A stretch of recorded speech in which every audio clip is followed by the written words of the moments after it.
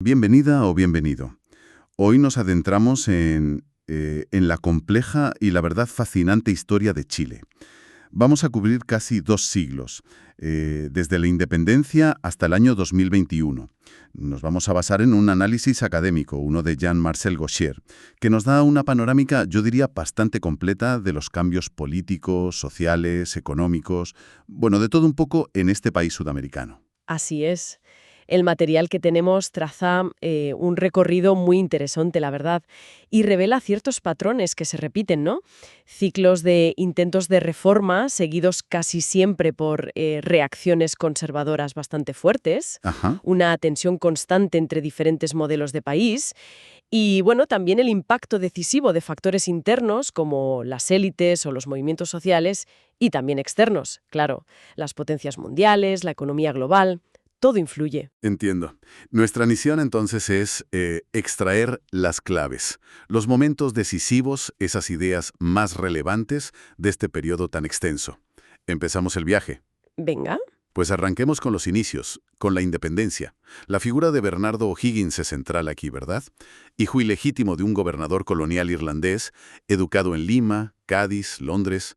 Allí conoció a Miranda. Su propia biografía ya, parece un presagio de las complejidades chilenas. Totalmente. Y su camino al poder, pues fue una lucha constante contra los realistas españoles, por supuesto, pero ojo, también contra rivales internos como José Miguel Carrera. Ah, claro.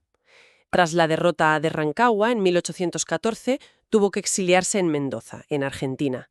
Y aquí es donde se ve la importancia crucial de las alianzas regionales. Te refieres a José de San Martín y el ejército de los Andes, supongo. Exacto, el cruce de los Andes, bueno, fue algo épico y permitió las victorias clave de Chacabuco en el 17 y Maipú en 1818.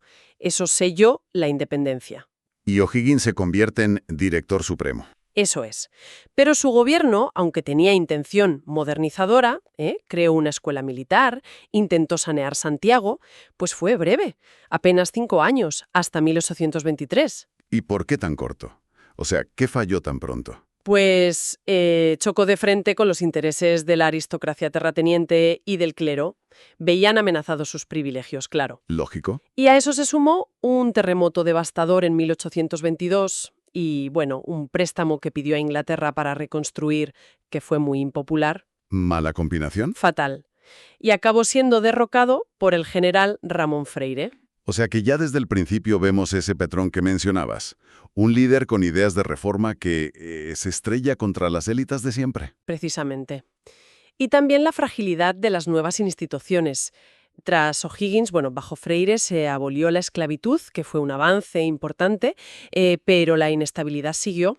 El país se partió básicamente entre conservadores, más centralistas y clericales, y liberales, que eran más descentralizadores y laicos. Una división que acabó en la batalla de El Ircay, en 1830. Ganan los conservadores. Y aquí entra en juego un elemento clave, según el texto. La Constitución de 1833. Fundamental. Esa constitución, impulsada por la figura de Diego Portales, aunque se promulgó bajo el presidente Prieto, estableció un régimen muy centralista, muy autoritario. Consolidó el poder de la oligarquía y de la Iglesia durante décadas. Dio estabilidad, pero... Sí, una estabilidad férrea, tanto que Chile se ganó el apodo de la Prusia de América del Sur. La fuente menciona algo curioso sobre esa conexión prusiana, ¿no?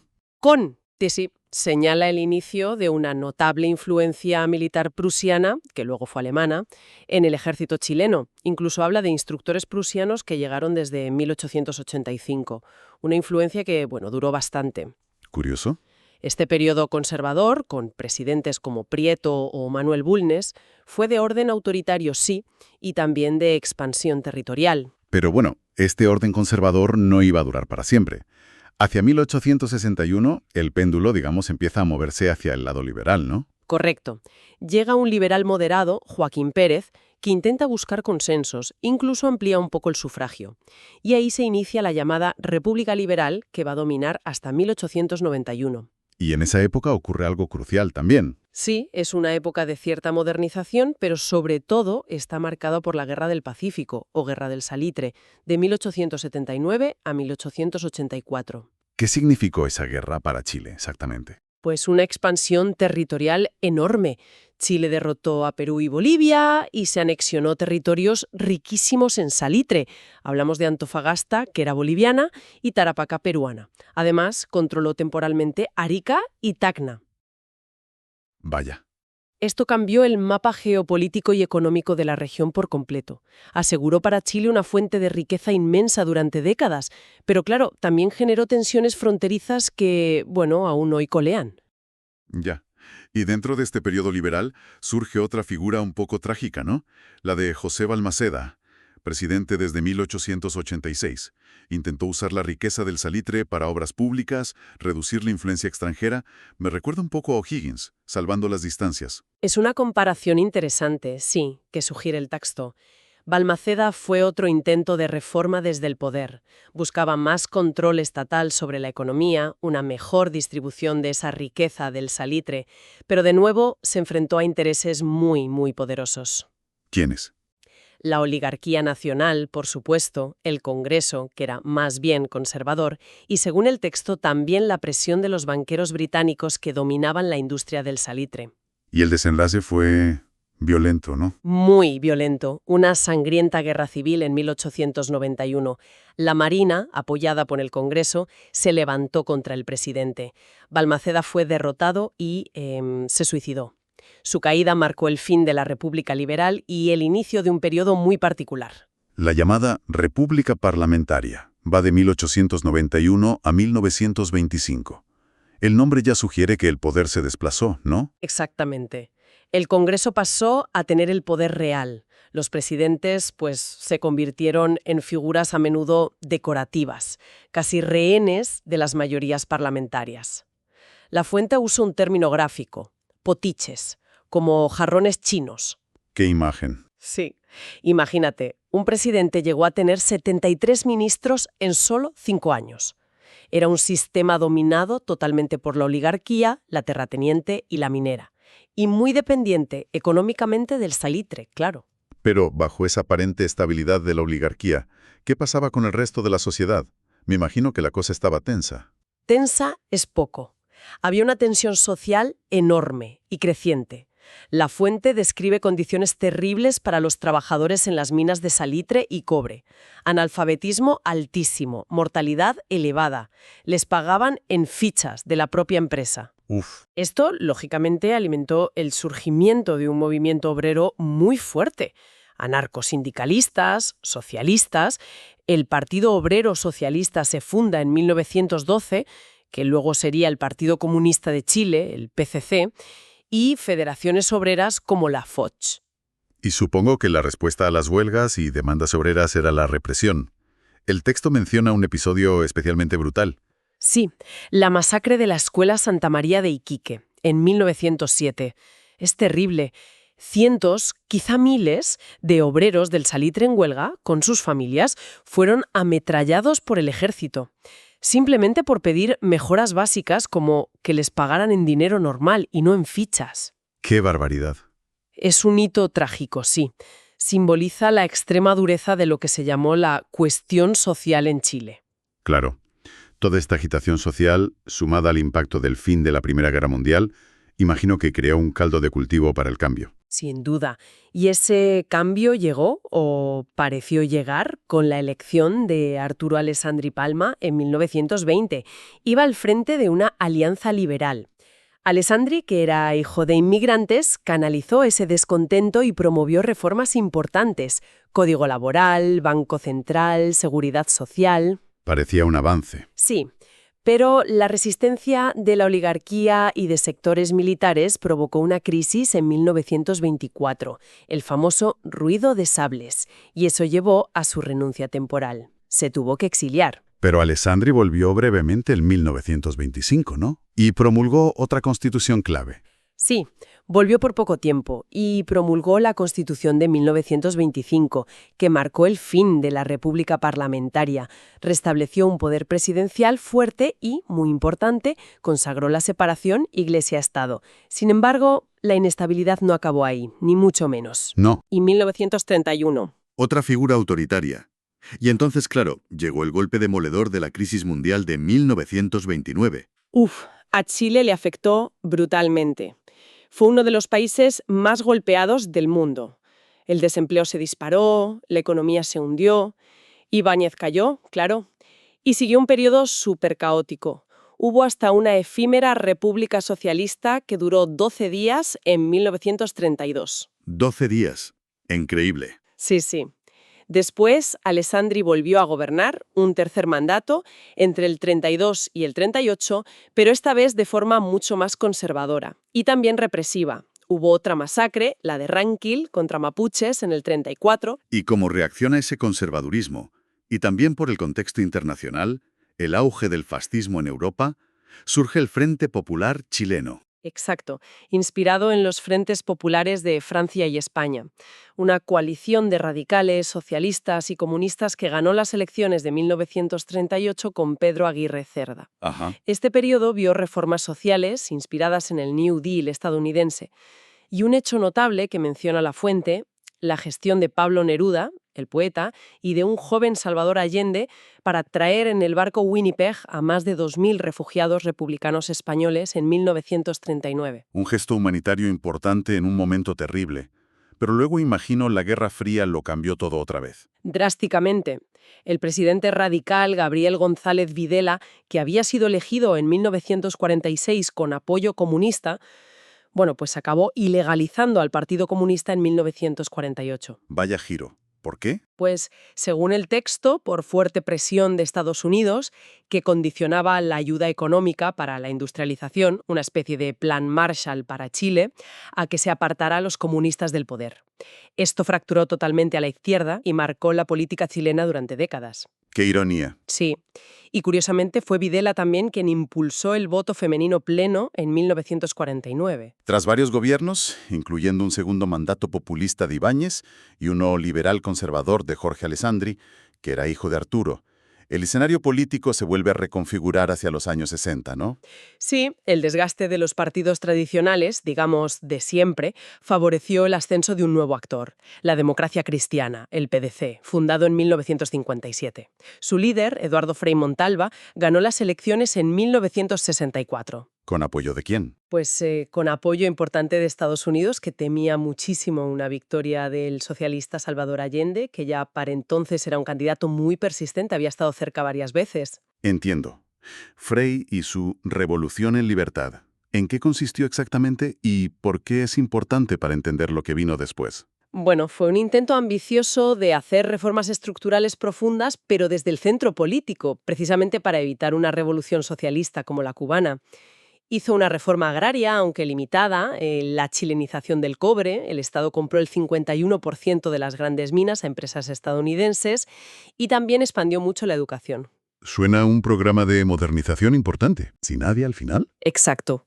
Y la polarización política se agudizó enormemente, fue como echar leña al fuego. Y esa polarización extrema nos lleva directamente a las cruciales elecciones de 1970. 3/3 casi iguales, enfrentados. La derecha con Jorge Alessandri de nuevo, la democracia cristiana con Radomiro Tomic y la izquierda unida en la Unidad Popular, la UP, con Salvador Allende como candidato por cuarta vez. Una elección increíblemente reñida, sí. Allende ganó con un 36,6%, o sea, una mayoría relativa, no absoluta.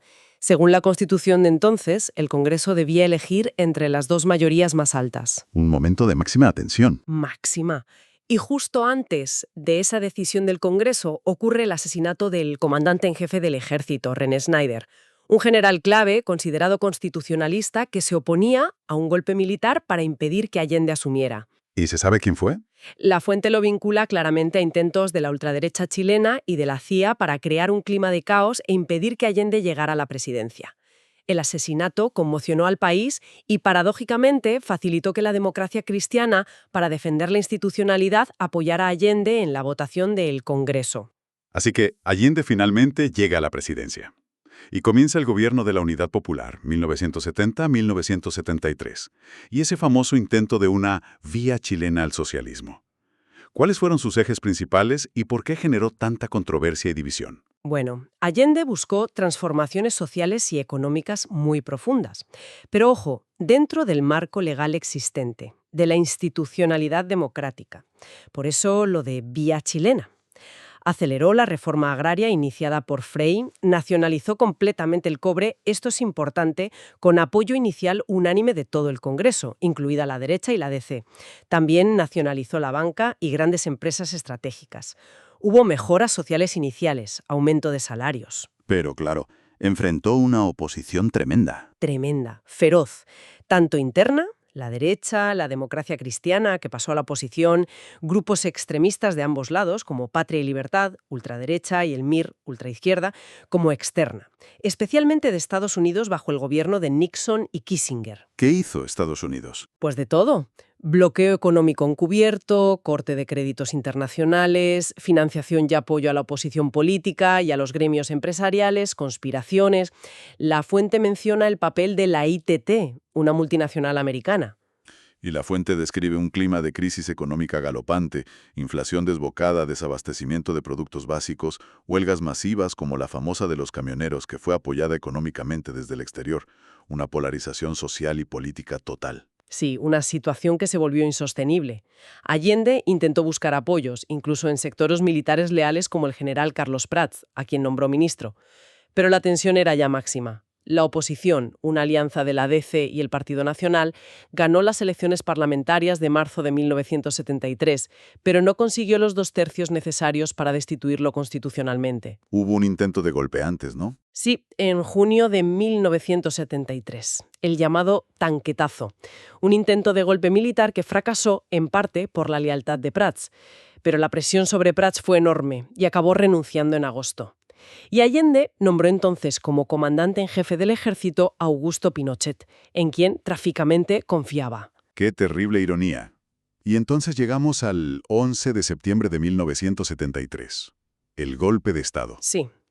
Ese día, las Fuerzas Armadas, coordinadas y lideradas finalmente por Pinochet, bombardearon el Palacio Presidencial de la Moneda, con Allende dentro. Allende murió allí. La fuente menciona la controversia histórica que hubo sobre si fue suicidio o asesinato, aunque la versión oficial posterior fue suicidio. Y se instaura la dictadura. Se instaura una dictadura militar durísima, brutal, que duraría 17 largos años. El texto es muy claro describiendo la represión bajo Pinochet, ¿eh? Sí, no se anda con rodeos. Habla de la disolución inmediata del Congreso, la prohibición de todos los partidos políticos, la censura férrea de la prensa.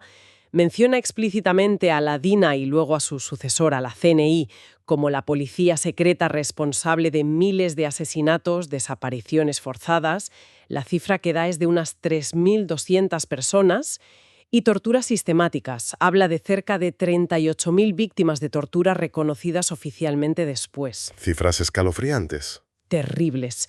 Cita ejemplos como el uso del Estadio Nacional de Santiago como centro masivo de detención y tortura en los primeros días, el asesinato del cantautor Víctor Jara allí mismo, y también menciona la siniestra colonia Dignidad. ¿Qué era eso? Era un enclave alemán en el sur de Chile, liderado por un ex-nazi llamado Paul Schaefer.